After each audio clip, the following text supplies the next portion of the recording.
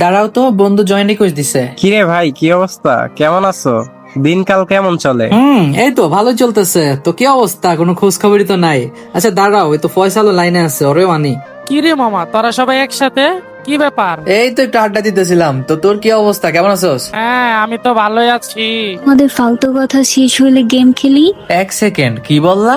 আমি বলছি তোমাদের ফালতু কথা শেষ হলে গেম খেলি। গেম খেলবা ভালো কথা, তো সেটা ভালোভাবে বলা যায় না? তোমার বন্ধু, তুমি ভালোভাবে কথা বলো, আমি কেন বলবো? আরে তোমরা দুজন কেন ঝগড়া করো? থামো না। আরে তোর সাথে কথা বলি, তুই চুপ থাক।